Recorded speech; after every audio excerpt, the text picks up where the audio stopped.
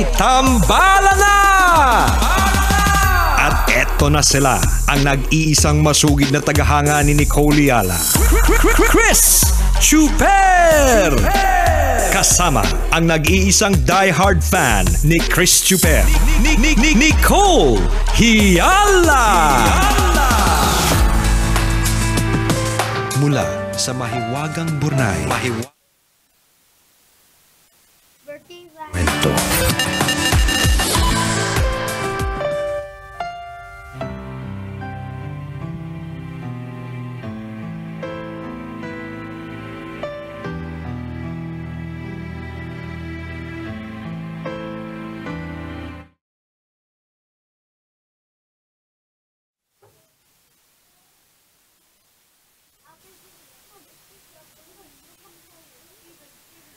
Dear Nicole and Chris, itago niyo na lang po ako sa pangalang Jane, isa sa napakarami ninyong tambalanista na tanga sa pag-ibig. Dati pinapakinggan ko lang kayo sa jeep, pero dahil may podcast na kayo, pwede ko na kayong pakinggan kahit saan at kahit kailan.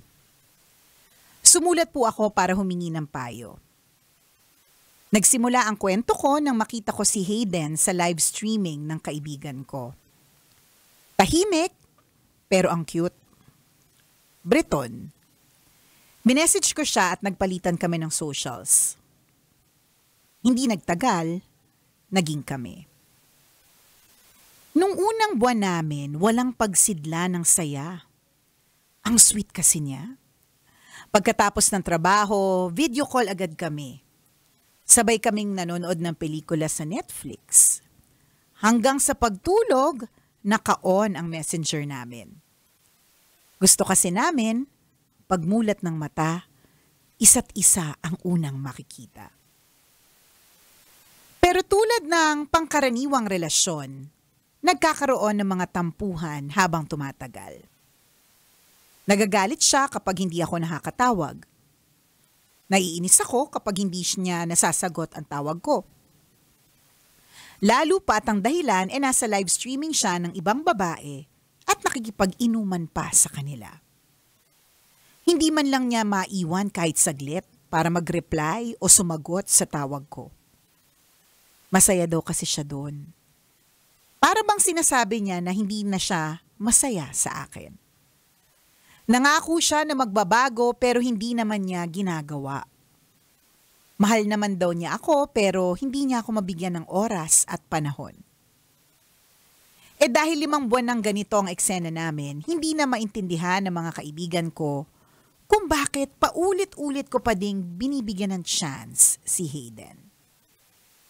Ganon siguro talaga kapag mahal mo, mahirap bumitaw. Kapag nagtatalo yung puso at utak, laging puso yung nananalo. Magpapakatanga ka na lang kasi ayaw mo siyang mawala sa'yo. Sa ngayon, pakiramdam ko unti-unti nang naglalaho yung mga pangarap namin. Parang mag-isa na lang akong nangangarap para sa aming dalawa. Kaya naman gusto ko na siyang pakawalan para hindi na ako masaktan ng paulit-ulit. Ang problema ko, mahal ko siya. Isang I love you niya lang, bumibigay na ako. Ano ang gagawin ko, tambalan? Salamat sa inyong payo. Ang inyong tambalanista, Jane.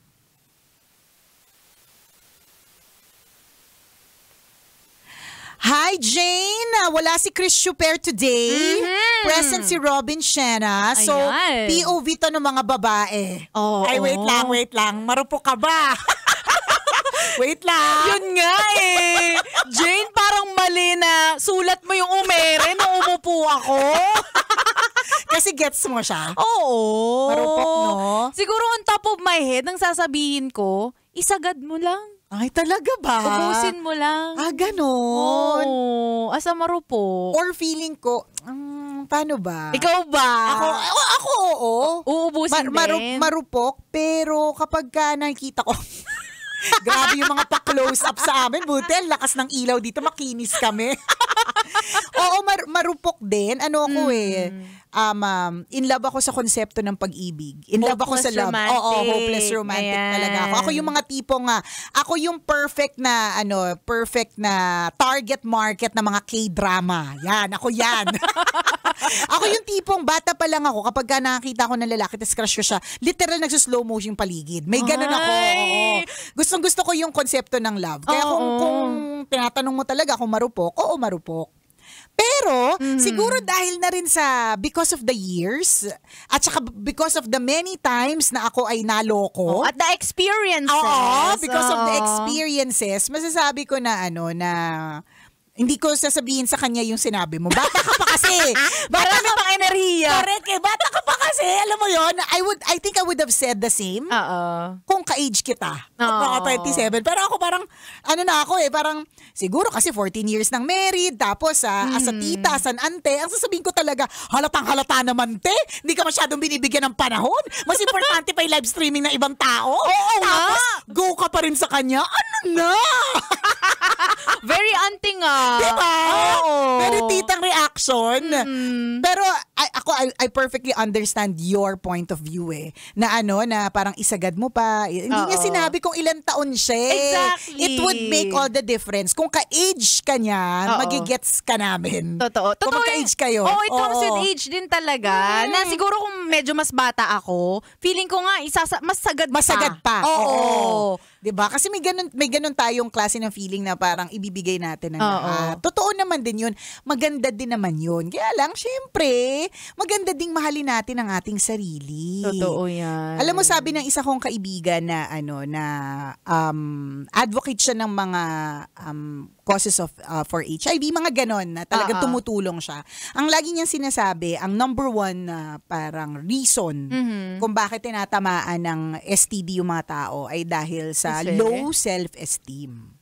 Ay, sorry naman. Oo, di ba? Sabi ko, low self-esteem. Parang ang una nasa utak ko, parang multiple partners. Dahil malalandi sila. Ganon. Para kaya nagkakaganyan. O kaya na in love sa konsepto ng pag-ibig. Mga ganon. Mahal ko kasi.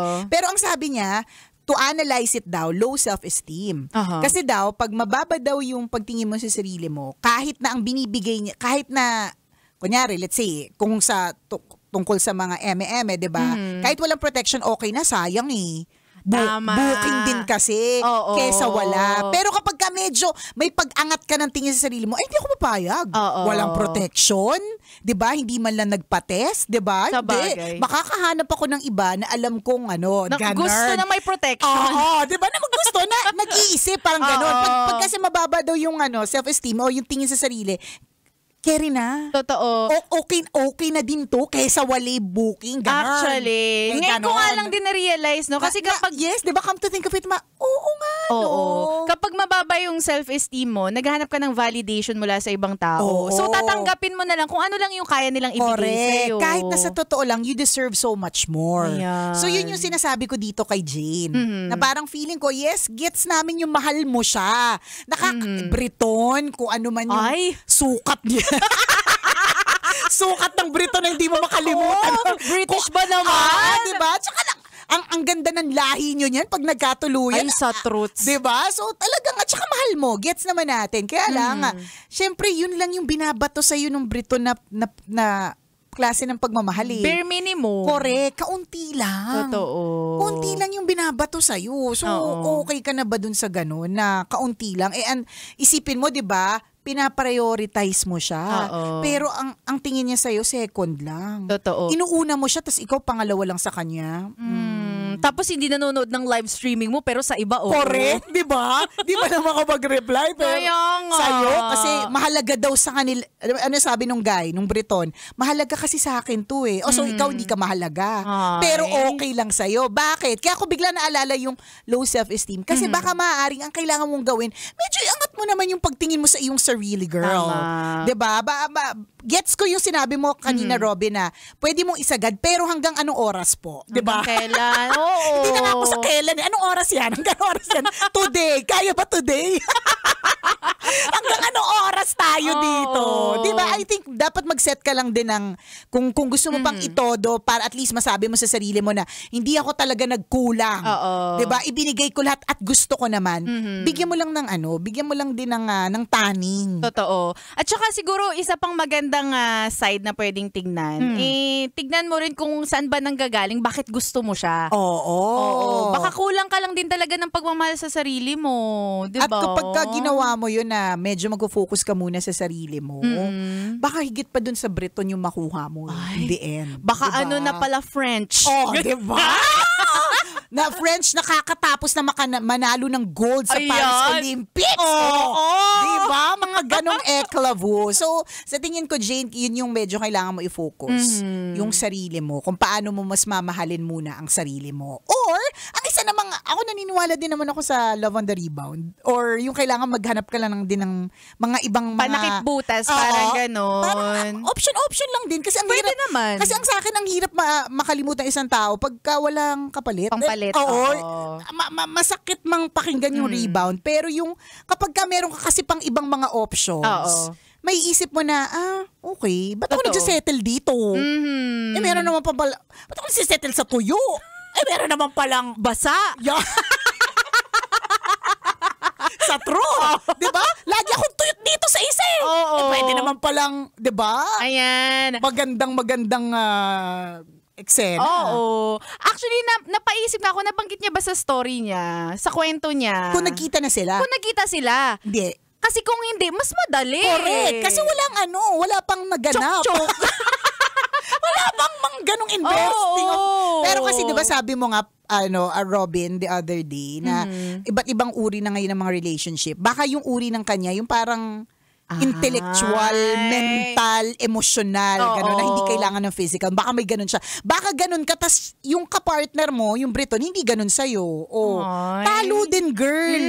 Sa tingin ko, talo ka. Ang pwede ka lang manalo kapag nag-download ka ng Arena Plus app. Yan! Kaya sa mga kaastig po natin, isa na naman pong panibagong araw para sa mga exciting na ganap sa work, sa buhay, sa kalye o saan pa man. Kaya naman gawing mas exciting at astig na astig ang araw mo gamit ang Arena Plus app. Dahil sa Arena Plus, astig ka sa sports.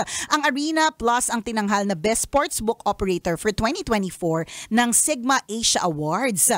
Ito talaga ang magpapabago sa paraan mo ng pag-i-enjoy sa mga paborito mong laro. Bakit? Kasi isipin mo, pwede mo nang masubaybayan yung mga live games ng local at international sports properties sa kanilang web-based o mobile applications gamit lang ang inyong mobile device. O, di ba? All-in-one na, anytime, anywhere. Anong pwede mapanood? PBA, NBA, PVL, soccer, basketball, volleyball, boxing, at marami pang iba. Ang malupit, ang Arena Plus ay licensed din ng Philippine Amusement Gaming Corporation o PAGCOR. Kaya sigurado ka na legal at secure ang iyong gaming environment. Ito pa ang mas astig dyan. Astig na astig ang kanilang mga endorsers. Ang tambalang Chris Chuper at Nicole Ayala, si Scotty Thompson, Jordan Clarkson, yung kumanta ng kanilang jingle, Halina sa Arena, si Glock 9. O diba? Astig na astig. Ang Arena Plus ang official sponsor ng PBA, PVL at Gilas Pilipinas. Yun pa. Diba? Kaya naman download Arena Plus app now. Available po yan sa App Store. Pwede nyo rin panoodin via arenaplus.ph. Dahil sa Arena Plus, astig sa sports. And remember, gaming's 21 years old and above only. Keep it fun. Game responsibly.